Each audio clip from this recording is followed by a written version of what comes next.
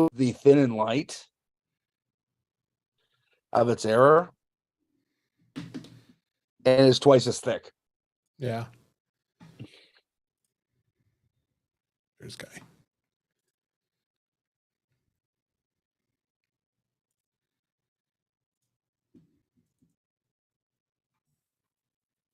Guy.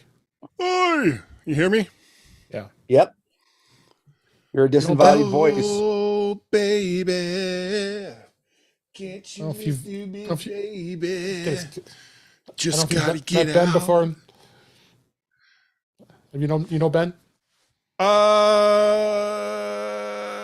I'm a 62, so I may have met him, and you know, senility has creeped in. Then Have we met Ben before, Ben? We have not. I mean, Oh. I've definitely known who Whew, thank God. you are. You are for a long time. I've Jeff's talking. been a Mac user since System 6. Oh Tail yeah, end me of it. too. 604 was my first one. For On a me, plus. Yeah, for me, I was using System 6 at school. Then I got my PowerBook 140, which I promptly got upgraded to System 7. System 6 at school. I was 27 years old when I bought that Mac Plus.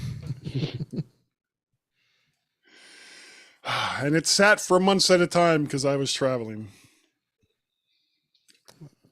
And it wasn't the most portable of machines.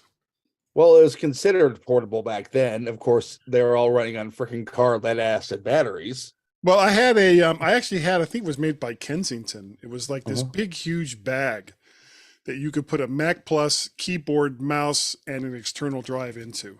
And that was like the extent of its portability. Yeah. It's like, okay, sometimes there's portable. Yeah. And then there's portable. Yeah. The funny thing, just before you joined, I have my G3 Ice book right beside me. Okay. So I was looking at this compared to my quote unquote, as some people call it, chunky Apple Silicon 14-inch MacBook Pro. Oh, really? That's chunky. Yeah. It's literally half the size of my Ice book. First time I saw a Mac Portable was the original Mac Portable. Mm-hmm. And of all places, I saw it in Dakar, Senegal, which I thought was really weird. And I actually had a chance because I was in Taiwan and there was this company, I think it was called Outlook or something like that, that was making a Mac clone that used like actual, I think, firmware from, Macs that they had found from wherever. And I tracked down where the company was located in Taiwan and knocked on the door, and they just like opened the door just a little crack. And I was like, oh, I want to, get one of these machines. They're like, oh no, we don't sell those. And they slammed the door. And it was like, okay, all right. I guess I'm not going to be getting one of those. Yeah. All right, so let's go ahead and get started. Probably thought I was like a spy or something. I don't know. Or from the FTC or God knows who. I got audio hijack running, got the backup recording, and we're streaming live on YouTube. Hello, everybody on YouTube. Oh, is Jeff not joining us tonight? Yes, he is not going to be able to make it. Oh, that's too bad. Yeah, speaking of clones, I was literally about to get my parents to buy me a Power Center Pro from Power Computing the day before Steve came back. Oh, well, I had a UMax C600, which was a 603E. Oh yes, that I was able to find a 200 megahertz G3 upgrade for. So it extended the life of that a little bit. And then I had probably the absolute worst Mac that I have ever owned in my life, which was, it wasn't even a Motorola Star Max. It was a sub-licensee to Motorola. Oh, was it? Yeah, God, what was the 604? name of that It was retailer? a 604. I don't even remember, but it was, oh my God, what a total shit machine. I have never owned a worse computer than, and at the time I still had the C600. And it was like, okay, well, I'm going to sell the C600 and I'll just use this instead. And within like 2 weeks, I was like, yeah, okay, that's out the door. And I'll just keep the C600 until I can't run it anymore. Yeah. But that was a great machine. That was like, I mean, granted, compared to what I have now, it's like dog ass slow. But yeah, well, but I mean, just as far as its expandability, ease of getting in and out of, and it was just a well-designed computer. Yeah, I mean, those were the Power Macs of their day. Ooh, excuse me. Yeah. Look, this is they were great machines. Sorry? I said, like, this is, I'm glad this is pre-show. All right, yeah, and I've been drinking Fresca. this since the early 1980s too. Same here. All right, let's go ahead and get started. This is episode 239. Love Fresca. I do too. It's so fresh. And here we go. In 5, 4, 3, 2. Welcome to episode 239 of In Touch with iOS, the show that talks about iPhone, iPad, Apple Watch, Apple TV, and related technologies. I'm your host, Dave Ginsburg, and my guest this week is Guy Searle. How you doing, Guy? Hey, how you doing, Jeff? Oh my God, I've got Jeff Gammon on the brain. Yeah, how are you doing tonight, Dave? This week. I'm doing good. Jeff is not here this week, but Ben Rayfick is here. He's back a second 2 weeks in a row here. Glad to have you here. Yes, I am, and also thanks. And also not Jeff. Yes. Also, and he's wearing pants. Yes, well, I think we all are. I mean, it is just pretty much from the head, or you're not seeing that much of me on the camera. Some people say they see too much of me. Oh yeah, that's sometimes, but yeah. But we got a good show for you this week. Lots of news, and as always, iOS 16.3 was released, and security keys. And I'm going to continue on my In Touch with Mac topic. We're going to keep doing that in the show. We started that last week. We'll keep that going. Got some stuff to talk about there, and all kinds of other fun things we'll hit. But let's just go ahead and dig into the news for this week. First story here is Apple is giving some older iPhone OS updates going back to the iPhone 5S.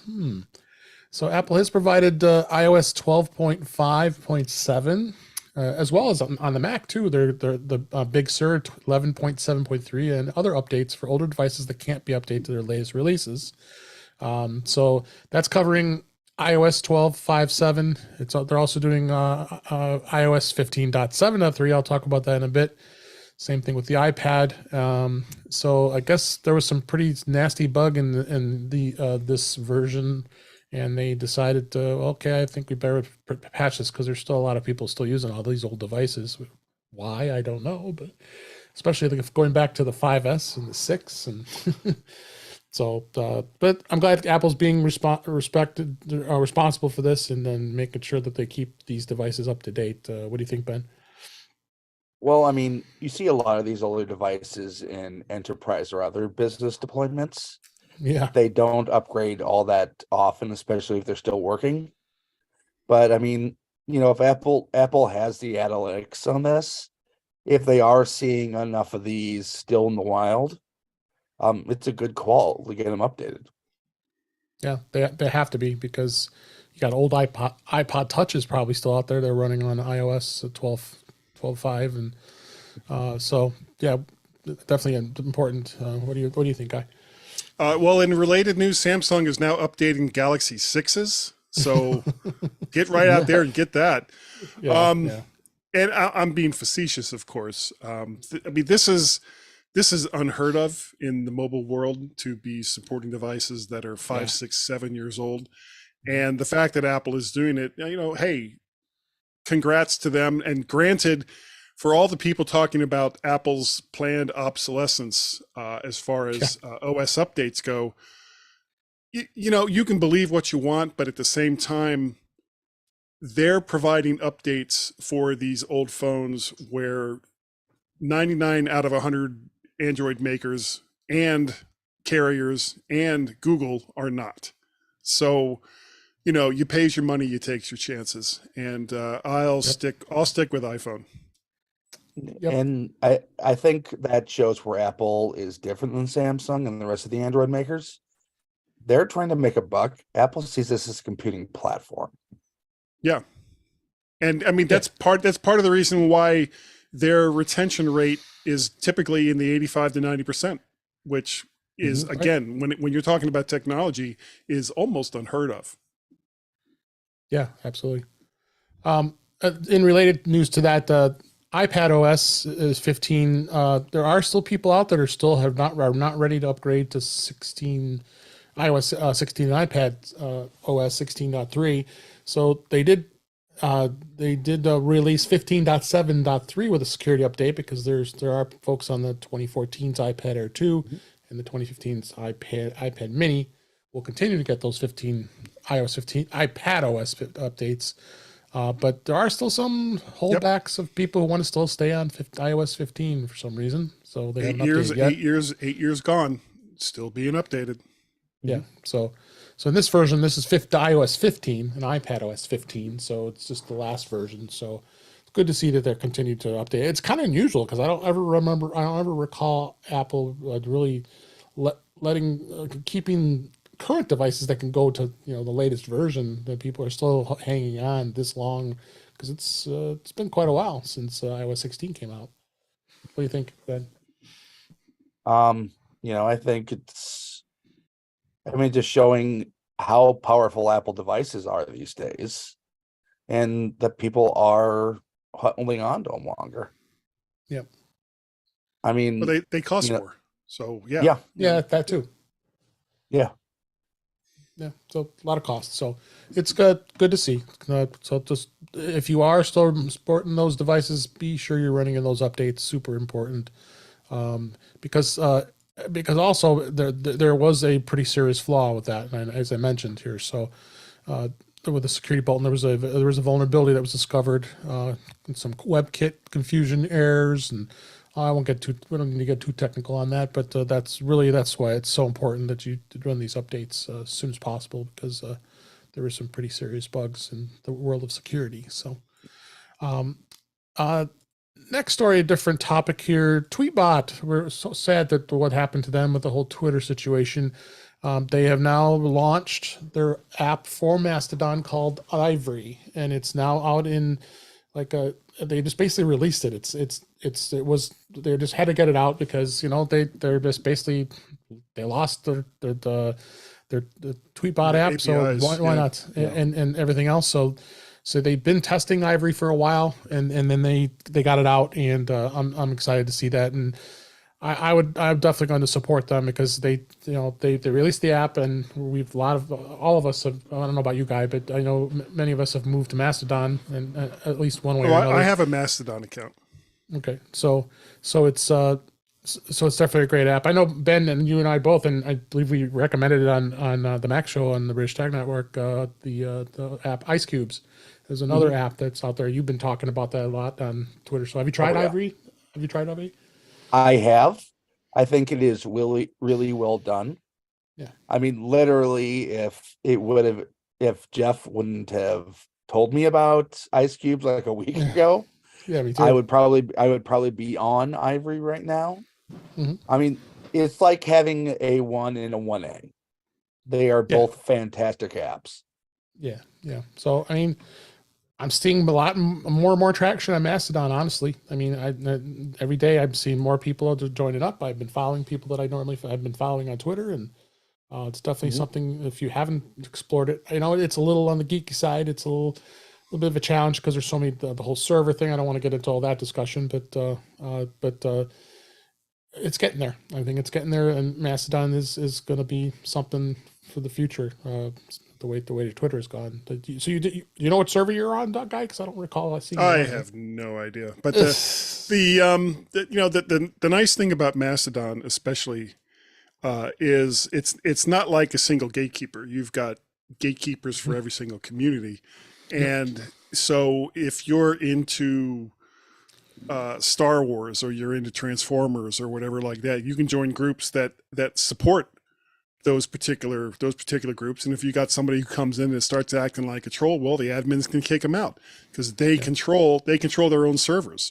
Whereas, if you have, I guess you have like loose affiliations in Twitter, but it's not like it's, where you can kind of control your own destiny. That's not how Twitter works, but it is the way how Mastodon works. Mhm. So if you're willing to take the time to sign up, and it's a harder process than it is for most social networks. Mhm. And there's things that you like to follow, things that you like to do. You'll probably find one or multiple groups on Mastodon that'll support it. Mhm. Yeah, absolutely. All right, let's go on to the next story. Apple is preparing to re-release the revamped HomeKit architecture that was removed from iOS 16.2. Oh, that was a bit of a blunder. It was Apple with iOS 16.2 update had introduced an updated underlying architecture for HomeKit and the Home app, but it was pulled a week after launch because there were so many bugs in the installations, and at the time Apple said the removal was temporary and the upgrade would be returning soon. Well, apparently it's nearing its reintroduction with the backend code that's indicating that Apple is preparing a version 2 and is testing it internally. So other than stating that the architecture would be made available soon, Apple has provided no timing. So probably maybe not even now. It's not going to be out now for 16.3 that's out now. Probably the next launch of beta, probably we expect 16.4 to be released, which hasn't as of yet. Especially with the release of the second gen HomePod we talked about last week. They did mention the sound recognition feature coming in a spring update would require the revamped home architecture. So, gosh, what a mess. I'm very, very, very disappointed with how this happened with Apple. Guy, what do you think? Well, and the weird thing is they've just joined, I can't remember the name of it, that alliance that's supposed to kind of build a bridge between all these different Matter. home automation apps and Matter, hardware. Yeah, Matter. And in my particular case, I have one device that is controlled through HomeKit in the house. Every time I talk to, I've been married for 30 plus years, and I know my wife. And every time I start talking about home automation, she says, "Well, you can just turn on a lamp from the other room," and she just gives me this look like, "Why the hell would I want to turn on a lamp from another room? I'll walk into the room, I'll turn on the lamp," and it's like, okay. So the more technology I introduce into the house, the more cranky my wife gets. So I'm very careful about what I bring into the house. So that's all I have at the moment as far as home automation goes, and I will dabble in it a little bit more once I kind of figure out what it is I want to use it for. And so far, home security, it's like okay, CCTV, okay, for the most part, the use cases just don't really appeal to me. I can have my blinds open on a schedule. Crickets. Yeah, I agree. You sporting some HomeKit stuff, Ben? Oh yes. Every light I have in my living area is currently HomeKit compatible. Okay. For me, it is a requirement. I do suffer from night blindness. So it will take if I walk into a fully dark room and turn on the light, it's going to take me a while to adjust, and I'll probably trip over about 3 things on my way to the light. Damn cat. But oh yeah, he'll be right under my foot. In fact, he's right here. But I upgraded to the new architecture during the beta. I am lucky it did not brick me in any way. Yeah, but some people did. Yeah, but I mean, the fact that Apple released that without doing their due diligence is something that has me deeply concerned about their software evaluation process.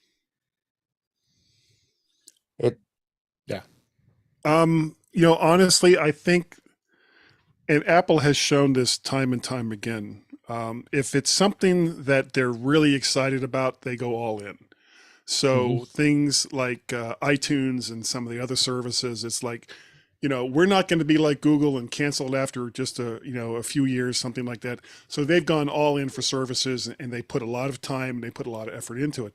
And then it's like, well, the Apple Car, the Apple TV, home automation, all these things that they talk about them when they have these events. And you'll see, obviously, people that are very well coached on what to say about what Apple's going to do with this technology say all the right things, and then nothing happens.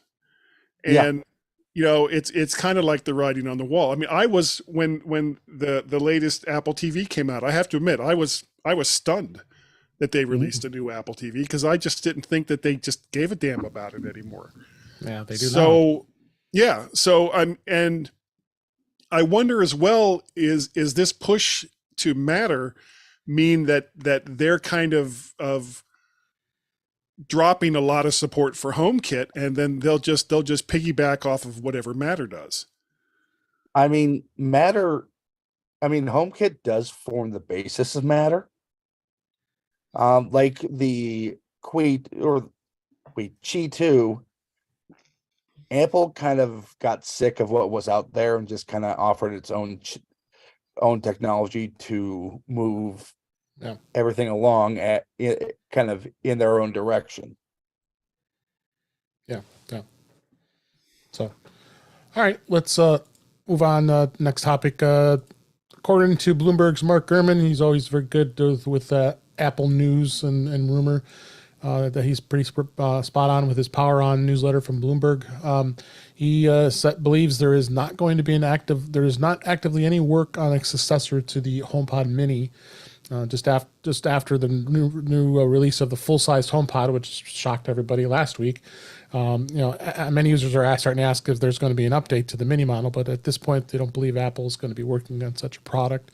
Latest HomePod doesn't include any major new functions that aren't already in the $99 Mini, so it's an obvious reason not to update the model. They got the temperature sensor that's been added, and the humidity sensor in the Mini. But if you have the first gen HomePod like I do, I think you do as well, Ben. We don't have that luxury with the HomePod, the first gen HomePod. So didn't they I'm not surprised. Just recently activate them in the Mini? Because I don't think they were activated before. 16.3, which just got released. Yeah, so they were there, but they were like, we'll get to it later. Yeah, we'll sit on it for 2 years. Yeah, until the software update finally came through for it. So, but the HomePod, the first gen HomePod doesn't have the capability of it. So, but the second gen will. So, guys, have any other thoughts about this? Yeah, I think that I think Gurman is wrong. The HomePod Mini, I think, was kind of a surprise to Apple, and I think the success of the HomePod Mini gave them the impetus to go ahead and make a bigger one. And it's kind of like the old saying: if it's not broke, don't try to fix it. So if the if the HomePod Mini is still working great, still sounds great, still does everything that people expect a smart speaker like that to do, then there's no incentive to make a new one. But that doesn't mean that they're not still working on it. Yep. And kind of elaborate on that. When it comes to the processor cores, the S7 is actually only one generation newer when it comes to the actual efficiency core chips inside. So there's not going to be that much of a difference. I mean, Apple could definitely upgrade the speakers in it, maybe, but I don't see them having any real incentive to upgrade it. If anything, they may wait until the big HomePod is updated next to do that. Well, if they'll even update the big HomePod anytime soon. I mean, we waited 3 years, 4 years for the Apple TV. The original big HomePod was never updated. Oh. And as far as smart speakers go, they kind of come and go into market all the time. And you see them, and then there's a big splash, and then you don't hear about them anymore. Apple seems to have built theirs. God, I hate to say this, right the first time, that there wasn't really a need or a big push required to update them. So as long as they keep working and doing what they're designed to do, come up with another use case, and yeah, I'm sure Apple will incorporate that into the next version. Yep. And as far as the competition goes, when's the last time Sonos updated the One? Yeah. Sorry, who? Sonos. What company was that? Not familiar. You're funny. Oh, you're funny. All right, let's go ahead and move on to the next story. The Apple did do some adjustments to their trade-ins, the trade-in values for the iPhones, the Macs, and more. Apple trade-in values have decreased up to $80, and most Android smartphones also went down, but Mac trade-in values remained unchanged or increased. While some Apple Watch models increased, some decreased. So, the article here on Mac Rumors, a list of all the phones that can be traded in. So like the 13 Pro Max went down to $570 from $650. So the prices are starting to drop a little bit. I don't need to go through the whole list here, but even the iPad Pros go up to $445, and then you got the Mini that's up to $240. So ain't much. This is kind of disturbing. I don't know if this is all MacBook Pros, but you got up to 200. That goes to $670. I traded my MacBook Pro. Intel 2019. Wow. That'd be a big screen. 2019 model, and it was they gave me like $1,100 for it. So back then, so it obviously is dropping. Like I have the Series 7 showing only at the 160, which is not much. So, but yeah, it is what it is. I mean, Apple's products tend to hold their value in trade, but a lot of times people will just turn around and just, they want to spend the time selling it on eBay or sell it somewhere else. So make it a little bit more of an extra buck. But what do you think, Ben? I mean, first, always shop around when you're trading in your device. Yep. I mean, don't ever take just what the first offer is. But I mean, especially with the Intel Macs, we're getting to the end of that chapter. So obviously they're not going to be worth as much. No. And I mean, Apple is not doing the trade-in themselves. They're using a partner. Usually a third party, right? Yep. So it's honestly not surprising. These prices adjust all the time. Yeah, absolutely. But a lot of people do it just for convenience. They, I don't want to deal with it. So I just, okay. If not as savvy people like us tend to probably would. Sorry, excuse me. Yeah. Okay. So we it all depends on what you want to do, but yeah, it's an easy process. I've done it many times. But honestly, I would have a challenge with these prices. I agree because they're kind of low on the low end in some of these devices. You want to get the most value out of your Apple devices. Use them until they fall apart, or until they can't be updated anymore. That too. Because 9 times out of 10, whatever it is that you're doing with your Mac can be done just as easily on the one that you already own as compared to going to a new one. So use them until the wheels fall off, and then don't worry about what your trade-in is. Yeah, absolutely. So that's how it goes. Speaking of devices, Apple is starting to begin to start selling the iPhone 13. It's starting actually in Europe, and the US is going to follow soon. So you'll be able to they should expand to the US soon, and as the models are now listed in the Apple refurbished store, so they are selling refurbished models. So it's good to see that the Apple will now continue on with these models. So check it out. Obviously with the big thing happening possibly soon with the iPhone maybe having to be switched to USB-C, that's going to be something that's going to drive a lot of these folks to want to buy these older models. I mean, I talked to people who are still buying iPhone 12s brand new. Which Apple was still selling. So, but as it always does every year, the past model will end up in the refurb store. So, you guys have any thoughts on that? The one thing that might actually push me to buy the next iPhone will be if it has USB-C. The Lightning connector, it's a great device. It's a great cable. and it has served Apple very, very well, but it no longer makes sense. It's, the iPhone is basically really, some iPod, uh, iPod iPod Touch. Pros. Yeah, well, yeah. Basically, it's dead technology. It's really not used by that many Apple devices anymore, and Apple, frankly, should have probably switched to USB-C either with the 12 or the 13. And I was definitely surprised when they didn't do it with the 14. Right. Yeah.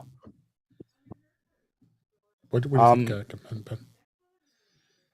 I mean, the current iPhones are ridiculously fast since they are based around a chip or cores that are designed for an actual computer. You're going to use these phones for significantly longer than previous generation phones. So, I mean, if you are buying outright, an iPhone 13 isn't all that different than an iPhone 14. Yep, I agree with that. Yep. That's So why so I if you stuck get with the it, 13. yeah, that's why I'm still stuck with the 12. Yeah. But if you're looking to buy outright and can get a deal, yeah, go get it. Yeah. Absolutely. All right. Next story here. Apple pauses in-house Wi-Fi chip development.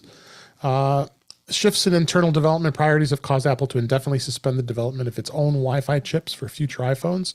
Apple had been rumored to be bringing modem development internal for years. They wanted to reduce their reliance on companies like Broadcom. And the latest data shows the Wi-Fi chip development has gone into some potential barriers, and Apple is redistributing their resources. We've been hearing a lot that they've been redistributing their resources on a lot of things as of late. So this is probably not surprising. Again, this is rumor, so you don't have facts that they are actually indeed doing this, but they're pretty solid words about the fact that they probably are, because they done it with their processor chips with the M1, the M2, and why not do it with the modem chips too, right? What do you think, Ben? I mean, honestly, this is the division that Apple bought from Intel. Right. Intel sold that division because they were constantly underperforming, even in some of the old iPhones that had Intel Wi-Fi chips. I mean, honestly, if you're going to have that same IP that is worse than Broadcom and Qualcomm, God, I think I'm mixing up Qualcomm. company names. Yeah, Qualcomm. Qualcomm. The changing who owns that division isn't going to matter. Yep. It's just, I mean, they just don't have the talent there in that division. Yeah, no, I agree. Any thought on that, guy? Yeah. I wonder how much of this is underperforming tech versus tired of Qualcomm and Broadcom suing us over stuff that doesn't really bring us any money.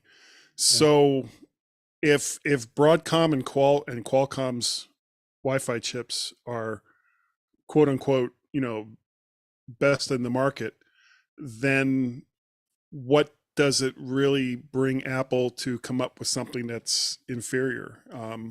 Right. They still have, I mean, they still have the talent, as far as I know, and the resources to continue development. But to put it on the back burner when they don't have anything better than what's already available, I think just makes sense. Yeah, I agree. They say too that with the move to Wi-Fi 6E, but probably is going to end up happening when the iPhone 15 comes out. It's going to be potential issues to that product category, and then not having their own chip might be troublesome with that. So, but I don't expect this happen. It's probably up to 2025 before I would see anything with this. Is really where we're at with that. So, all right, that's what we got for the news for this week. Let's move on to our topics. As we always talk about is beta, and it starts off. Right now, there is no beta. It's on. We're right at iOS 16.3. It just got released to the public this week, and there's been lots of new features and all kinds of stuff that's happened. And I kind of wanted to go through a bit of a discussion. We've been reviewing it as the beta announcements happened. So you got iOS 16.3, you have iPadOS 16.3, you have watchOS 9.3, you have tvOS 16.3 have all been released. Let's start off with the iOS 16.3. It was the third major update to the iOS 16 operating system. It came back out in September, so we've had it for about almost 6 months now, getting close. And they added an update to the Freeform app. The Apple Music Sing and advanced data protection and more was added before. They did do some tweaking with emergency SOS to prevent accidental emergency calls. Apparently that was happening quite a bit, especially when people were skiing and making like that they were falling and the emergency SOS was being called. So they did some other stuff like a new Unity wallpaper to honors Black History Month and the security keys, which we'll touch a little bit here. Of course, they needed it because of the support of the HomePod second gen. So 16.3 was needed because that hasn't been released yet. I think the HomePod second gen comes out in around February 3rd, I believe, as we record this. So a numerous other fixes and internal stuff. So you're going to expect all kinds of bugs and fixes and all that fun stuff that's going to happen with that. So it's definitely going to be interesting to see how things go. So, but the big thing that was released was security keys, and security keys are a way of now being able to have any third-party security key for an account, but you need authentication when logging into a new device, otherwise accessible by an Apple ID. I don't think this is going to be something that the everyday user is going to potentially take advantage of because it does require a lot of people. I mean, I use a YubiKey for work, and a lot of other people probably do as well. The YubiKeys are very popular when it comes to security, an extra layer of security when you're signing into an account. I don't know if you're going to want to take a YubiKey with a lightning connector on the end of it and have to plug it into your iPhone and put your fingerprint on there to add as an additional security key instead of the verification codes. But it just shows you how serious Apple really is with security, and that's a bit of a trend of this show this week. We'll talk about that in the Mac a little bit in a bit here. But what do you guys think with the security with this? Was this something that you would utilize, Ben? My first question is, why didn't Apple do this sooner? Yeah, because it's been a while. Yeah, because I mean, FIDO2 keys are the industry standard. Most of them do also come with an NFC chip. Right. So being able to depend not only on Apple for my security verification, but have a key that will work on both my Mac and my iPhone and have that stuck in a fireproof lockbox, that honestly has me a lot more secure than relying it just on a piece of paper that Apple makes me print out. Right. What about you, Kai? Is this something you would use? Do you think? Probably not. I'm reasonably happy with the level of security that I get in Mac OS and iPhone OS. That having to keep track of another device just doesn't appeal to me. And I think that it's not going to appeal to a lot of people, especially the older generation, that they just want stuff to work. And if keeping stuff working means carrying around or having available yet another thing that they have to keep track of, it's going to turn a lot of people off, in my opinion. Right. I got a link in the show notes to the actual support article that kind of gives the requirements of what the security key is needed. I mean, you obviously have to be running the latest OS across all the devices, two-factor authentication, modern web browser, and then using a device like a YubiKey where you just put that in as a fingerprint reader is one of the reasons why you do it. They have a list of what the ones that are the right keys to use. One thing else they did say that doesn't work with security keys on an Apple ID is iCloud for Windows. No surprise there. And then older devices won't work. If you have a child account or a managed Apple ID, those aren't supported at all. And then Apple Watches that are paired with family members' iPhones aren't supported. You have to set it up as your Lots of own. conditions. So there's a lot of conditions. Yeah. So this is going to be, a constant here as far as the things that you got to deal with when it comes to that. Under Mac OS Ventura 13.2, you'll have the hardware security support with that as well. So no, you got a lot of added things here. So that kind of is the highlight of what 16.3 is all about. Honestly, it's not a huge update. There's just incremental things that happen, but it's not nowhere near as a major update. As Apple continues to evolve the OS, I'm sure 16.4 when that starts in beta, we'll have some new things to talk about, but ain't much. So some of the other devices Apple released Watch OS 9.3, and really not much to talk about there, honestly, other than the new wallpapers and much else. I don't see there's really anything that really stands out, like some bug fixes. That's really all it is with the watch. Bug fixes. That's their favorite term there. Yeah. So, and then tvOS is the same thing. You generally don't get too much with that's out with there as well. It's very minor. Well, as far as honestly, updates go.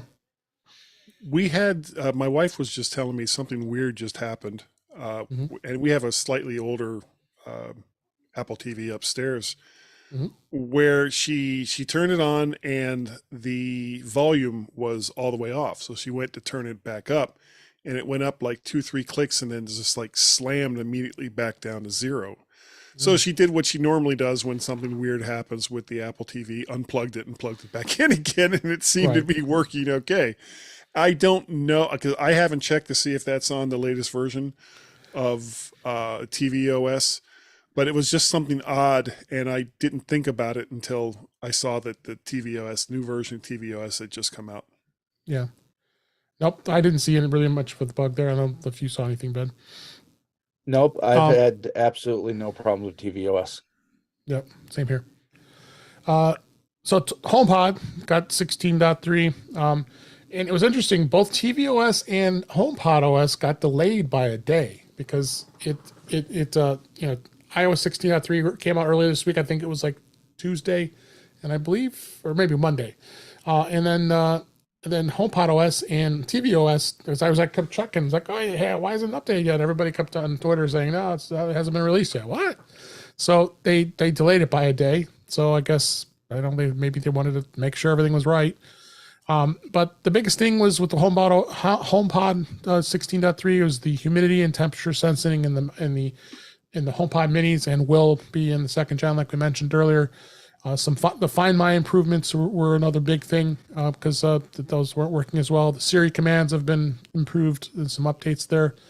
But if Jeff Gamet was here, he would be telling me right away there's probably still some bugs because he's always having a problem with getting these HomePods to work right and to sync. I mean, it was the same with me when I did the update, and the pair I have in a pair, sometimes it gets funky, but as of late it's been working good because I have my Apple TV hooked up over next to me here on my TV here, watching TV, and it's great. I love being able to listen to it from my HomePods, and it works out really well. So, yeah, check it out. I'm gonna start. I want to play with the HomePod Mini and see how the humidity and temperature sensor works. Really well. Have you tried it? Excuse me. Oh yeah. In fact, I just checked it while we're on the show here, and so far it seems to be fairly accurate in the readings. It had gotten a few degrees colder, from what I could tell here in the room, and the temperature sensor completely backed that up. Good.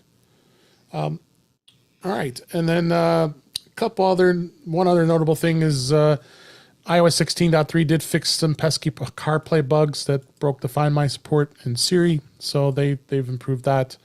CarPlay's always got some, so that was a bit of a problem with CarPlay, and CarPlay continues to evolve. We'll talk about that just a minute here, another topic here, but it is continuing to evolve here. So I would think we pretty much covered everything that was released. Unless you guys have anything else you wanted to add to that. No. let's talk a little bit about our In Touch with Macs segment here. A couple things I wanted to mention. The Mac Mini. The Mac Mini and the MacBook Pro have slower solid state speeds than previous models. It's been reported as yeah. So they got people out there been doing some teardowns and testing, and some YouTube bloggers have revealed that the 256 model, the 256 gig model, only has a single storage chip, which is the same configuration as the M1, and which had two 128 chips. Difference explains why the new model has a slower SSD and multiple NAND chips for allowing faster speeds. So they did confirm it with doing some disk speed testing, and so it's interesting. That was an interesting tidbit. Same thing with the MacBook Pros. They really hadn't seen much else with that. So I'm kind of surprised about that, especially being a processor jump as it is, and they want to sell more Macs. I was kind of surprised. I don't know if you guys have any thoughts on that. Well, why would they? Did they say anything about storage that was above 512, or was it just the 256 and 512? No, they said the 512 was having a problem as well, and when they were. What about the 1 terabyte and up? 1 terabyte, they didn't. There wasn't any mention of that, so that's because the increased size. Yeah. On the previous models, that like the one that I have, I got the M1. it had 256 chips in a RAID configuration. The RAID configuration is just plain faster than a single chip. Yeah. And for whatever reason, either money or supply chain, they're using a single chip in the base models now. Yep. Maybe that was all that was available. Yeah. Yeah. We're still having supply side issues. Yeah. Or supply chain issues. It's not as bad as it was. I mean, with me doing a lot of purchasing as of late at work, that it looks like stuff is coming in pretty quick. So, I just put an order in for a M2 Max MacBook Pro, and it's going to be about 5 to 7 days as far as shipping. So that's not bad for but for that you have brand new. You got to put in a special order for that. So, the other thing that I found here, I thought this was interesting. This is a Mac app that was discovered in 9to5 Mac, and talked about this.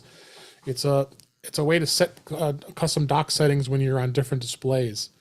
Mac OS always had an issue with the dock and customizing the dock. I always had a challenge with that because the dock is, especially when I have two screens going, and if it's on one screen and I go down to my other screen, then it moves, and hard to navigate and to get to. So they have this new free app called HiDock, and it lets you do setting up different dock settings and link into different display combinations, and it shows here in the article with the screenshot here that allows you to go between your multiple displays, your built-in and your external, and so I think it's kind of cool, and it was free. It does look kind of cool.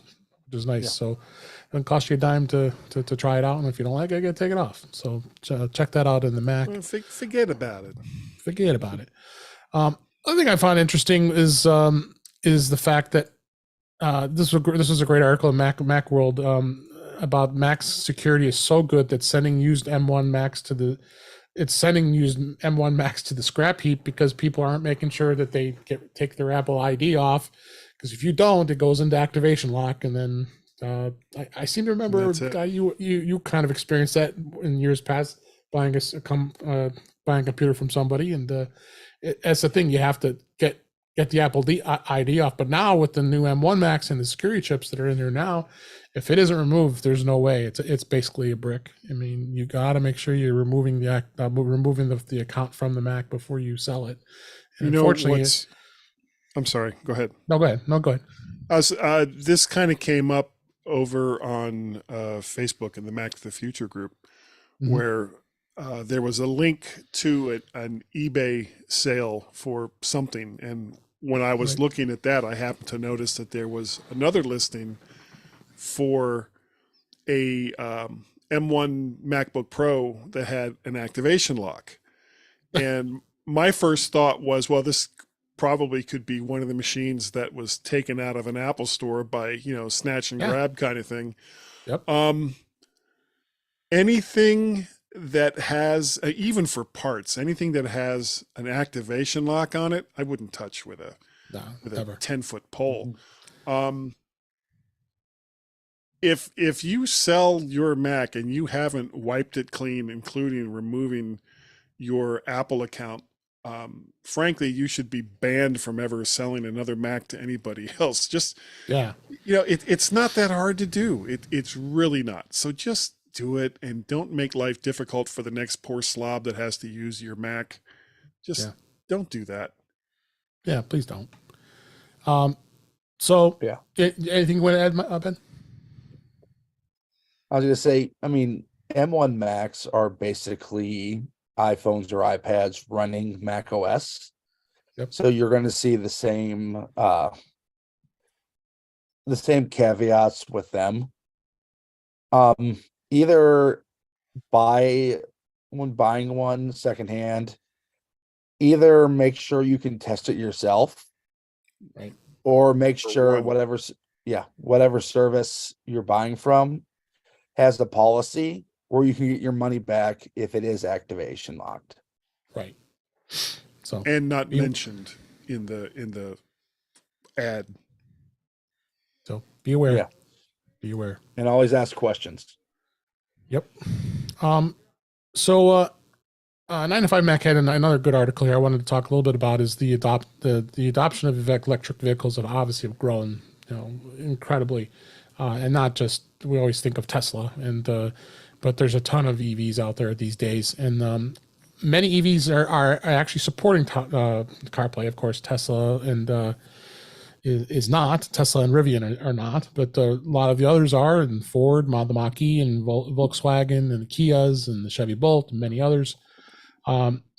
So basically what they've did is they talked about some of the best EV apps specific for our electric vehicle. And one of the most important ones is trying to where your nearest charging stations are. Charging stations are very prevalent around the country now these days. I mean, there's just so many electric vehicles that people are always thinking, oh, how the hell am I going to get my car charged? And it's not going to be a problem. So the nice thing with CarPlay, it does have the integration with that. Whether you're using whatever maps you're using, you can use Apple Maps, Google Maps. If you use Waze, you like Waze. It does a better route planner. It does have another thing called Electrify America, which is an alternative to Tesla's supercharge network, and there's like over 800 stations across the U.S. So I don't have an EV, so none of us here do. So it's just, but for those of you who do have EVs, it's something to check out, because I'm glad to see that everything is, more and more things are being integrated into to CarPlay. Apple, obviously, as we talked about earlier last year when they introduced it at WWDC, is their new CarPlay system, where it's going to be working with the car manufacturers, where you're immersing everything into the dash as far as being a CarPlay front end. I'm going to be curious to see that in person when that comes out, and so it's got some. I think CarPlay's got a lot of future ahead here. So, you guys, any comments on that? Love CarPlay. Yes. Me too. I mean, the other thing, especially for EV owners, having an app that will factor in what kind of car charger there are, because there are different types of fast charge on it. Mm-hmm. And a lot of these apps will factor that into the route. So that could save you a whole lot of hassle on a long range EV trip. Yeah, absolutely. Absolutely. So check that out. And it's good to know about. So another tip here I wanted to talk about here is how to fix the HomePod and the Home app repeatedly asking for your Apple ID to a password and failing to authenticate. As you're entering the Apple ID and the iCloud password in the Home app on your iPhone or iPad, but it repeatedly fails to authenticate, there's some common causes that how that could happen. Update your iCloud account. Make sure that your iCloud account is signed in and you keep it up to date, and make sure it's signed in. Because I get those all the time. So you got to resync it. When they've had that terms and conditions update that happened, there was a bit of issue with the Apple TV where you had to use your iPhone in order to authenticate the terms and conditions for the iCloud account on your Apple TV. You're like, well, okay, what if I don't have an iPhone? Some people don't. Yeah, well, they shouldn't be doing that. And go through some of the other things as far as in the home app, make sure that you are signing in incorrectly. It could be stuck. It may not be working. If you don't know your iCloud password, that could be a bit of a problem. So you want to. It's very important that you have that you know what the password is and you have all the security questions in place. So when you get the challenge, that it can unlock the account to do so, because Apple's not going to give it to you. I can tell you that. No, all the time. Yeah, and have to call it. You can't quit the home app and reopen it. You could force quit the app like you do on the iPhone, but something to do that. Another suggestion is, maybe if you're using a VPN, not everybody does that, but if you have a VPN on your iPhone, make sure you turn that off and disable it and check to see why that might be some cause of it not being able to sync. So some good tips there as far as going into the home app and doing that. You could also, for the HomePod, you can restart your HomePod. You can go in and restart the HomePod. A lot of times you can just unplug it. Like the guy said earlier, his wife's unplugging the Apple TV, so you could probably do the same thing with the HomePod. I've done that many times because it just gets glitchy. So some good tips in there to check that out. I think I want to mention, I've mentioned this before, but I think it's worth mentioning again. I put the links here in the show notes. Is Apple is very good at giving you the user guides, being able to access the user guides. And the nice thing about the user guides is the fact that they have web-based you download books and you have the books, but of course that gets outdated pretty quickly. They do have the books in the Apple Books store that you can download, and I have links just to the iPhone and the iPad. But you also have web guides that are always updated because they're real time. As each OS gets updated, it's going to update all the information there too, and that's a great resource to have and have a bookmark for it. So I've got links in the show notes here for the iPhone, the iPad, the Apple Watch, and the Apple TV. You also could add these to your home screen on your iPhone or your iPad for that matter, just like you normally do. If you add a link to the home screen, and then that just brings you to the web page, and then it's always there. It's a live link, so it works really great when it comes to that. So have you guys used those before? No, I'm generally, my Google foo is enough to get me where I need to go. I mean, I've read them book or front to cover or cover to cover in the past. Yeah, but I mean, we're in the age of YouTube, so this is true. But it's a good reference. I like that. I mean, yeah. I got magazines and digital magazines and all that stuff. Yeah, you still got the tips and tricks book back there, I see. Mm-hmm. Yep. Yeah. That's an old book, actually. Yeah, I have that in there. I'm in that book. Are you? Yeah. I'm gonna have to pull that out. Look, I didn't know that.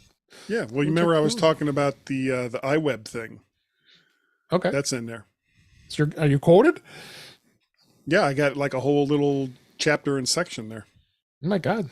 Yeah, I had that book and I didn't even know that. So that's great. I'll check that out. A couple more tips before we wrap up here. One I wanted to talk about was how to report spam and texts on the iPhone. There's a lot of phishing attempts that go on your iPhone when it comes to these sucker people, the scum of earth that send you these messages all the time. The best ones are when you end up on a whole chain of like 10 or 15 different numbers, and then you get these morons that are responding back to it and say, stop, take me off, and expletives and all that stuff. I don't even want to reply back and tell them, hey guys, you're wasting your time. It's not going to all work. You're doing is verifying your email. That verifying your phone number. Has it. Mm-hmm. Yep. Yeah, and I'm still getting them. And the messages that came through like 5-6 weeks ago, and people are still responding to them. It's like, guys, stop. So really, what you have to do is when you go into stopping text messages on the iPhone, and I'll have some information in the show notes how to do this. Is you tap the conversation containing that spam message, and then you should see report junk that appears right at the bottom of the spam message, but you also can delete it. And once you delete the message, delete and report junk will work. Unfortunately, just like like spam, when you get an emails, the same thing is going to happen with messages. So Just a it's different sender. yeah. But if you do get if you do, this is a good tip. If you do get a message that doesn't give the option to report spam to Apple, you can still report it to the carrier. And the way you could do that is if you long press the message that came in, then you copy it. Don't click any links in there, of course, if there's anything in there. If you click the back arrow and return to the main conversation screen, you can compose. You click the compose icon and send a new message. Then paste that message in there, and then you can send it to the to field. Is the number is 7726, and then what that'll do is that'll send the message to your carrier, and you'll get a notifications and saying, "Hi, this is AT&T," or "Hi, this is T-Mobile. Your text was received." That's a standard number, so the number is 7726. I didn't know that. Yeah, I didn't either. So I thought this would be a great tip to talk about today. And you send that to your carrier, and the carrier will add that to their list of spam messages, and they'll see it from the text reports that they do that. So thought that was a great tip for that. So one more tip I want to talk about here is what can you do if you can't copy and paste texts from an iPhone app? Because you do get into some situations where you can't copy text. You know how you can tap and try to copy a text in a particular application, and a lot of times the apps don't allow you to do that. But this is kind of a good trick in do this. What you can do is you actually can just take a screenshot of the screen itself, and it'll go into the photos. Then you can go into the photos. That photo that you've taken, the screenshot, and then tap it, and then live text will come up and allows you to bring up and go to the desired text that you want to copy. And then you can just bring that up and copy it and then paste it into any other app that you need to copy. And this comes in handy, like maybe you're converting currency, or if you're there may be some foreign language words that are hard to copy, or if an app doesn't allow you to do it, or that kind of stuff. Those are two great tips that you can do as far as copying and pasting tasks. So a couple good tips for this week, and looks like unless you guys say anything else, I'm going to go ahead and wrap things up for this week. Thanks you guys, and thanks to everybody here. And that's a wrap for this week. Please send your comments, questions, and suggestions to our email address, which is feedback@intouchwithios.com. You can follow us on Twitter @intouchwithios. Support the show by buying me a coffee at intouchwithios.com/coffee. We really appreciate it. You can become a patron of the show by going to patreon.com/intouchwithios. We have 2 tiers available to support the show. We would really appreciate it.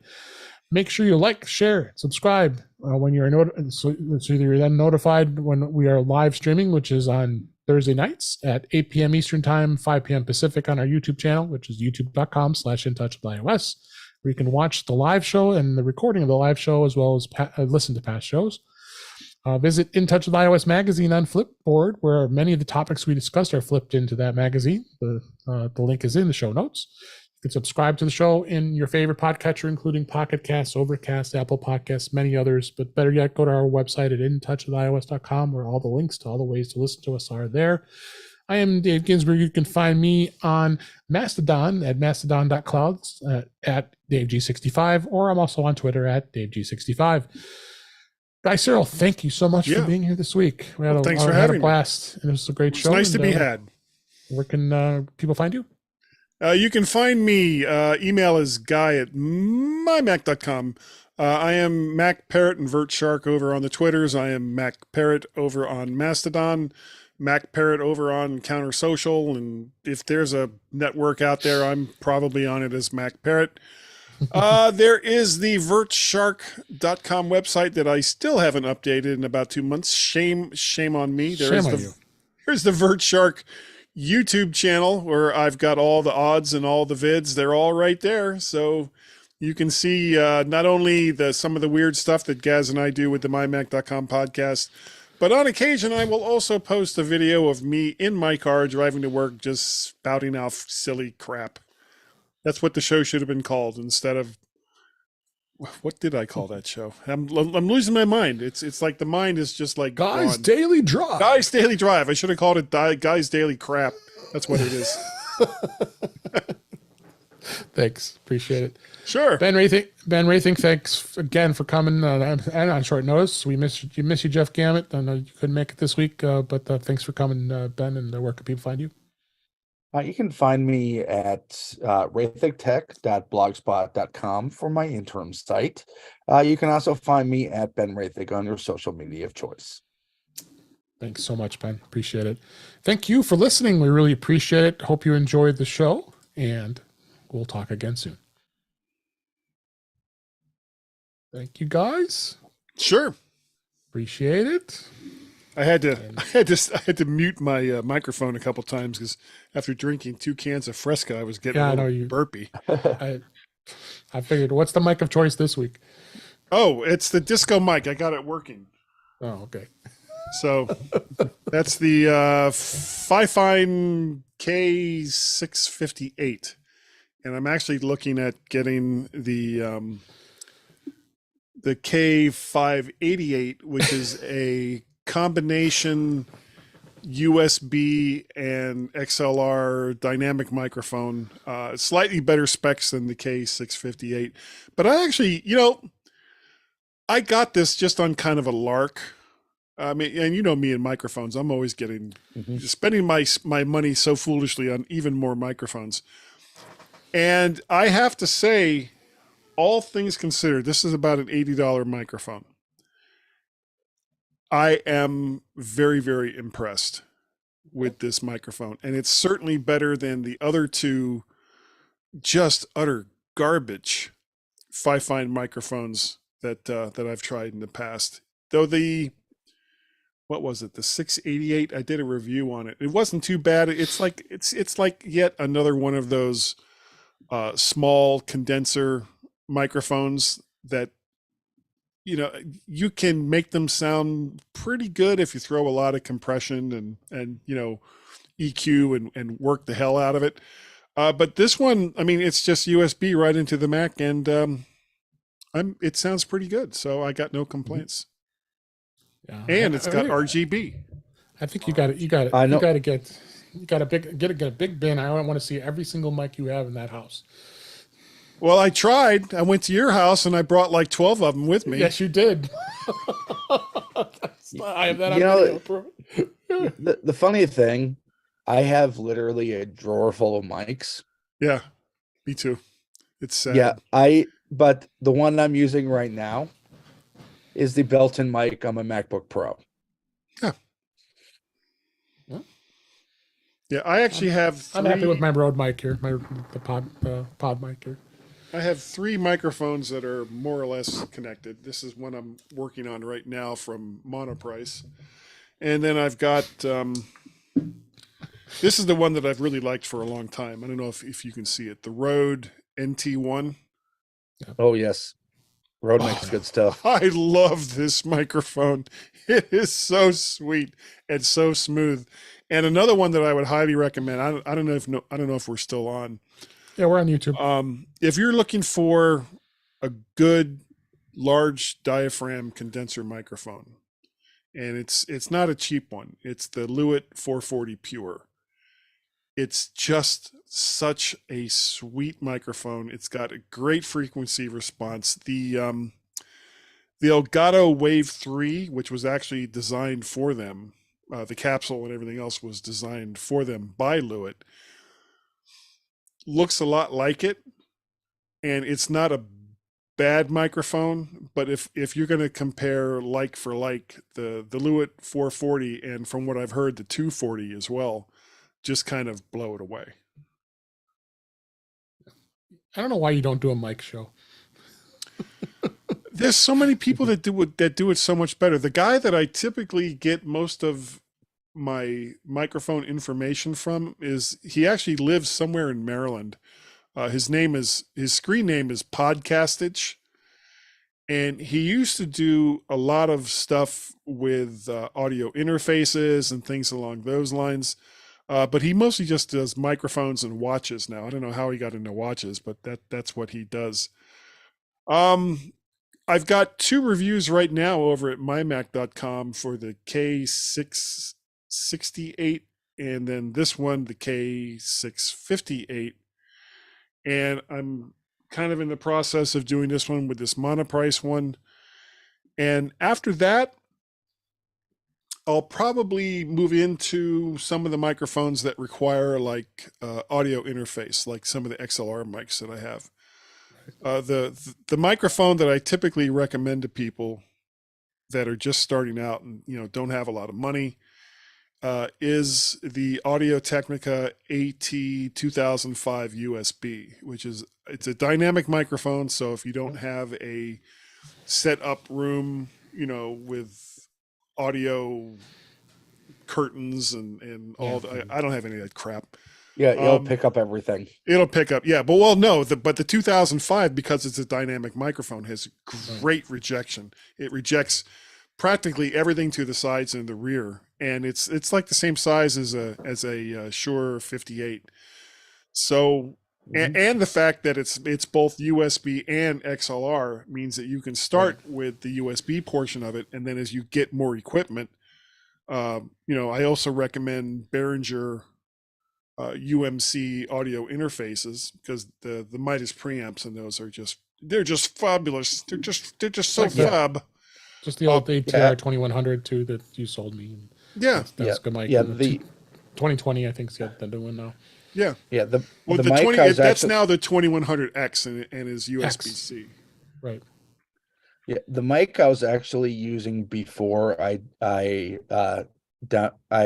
of pared down my setup was a Behringer copy of the SM57. Oh, that would be. It's like UMX 8500 or something.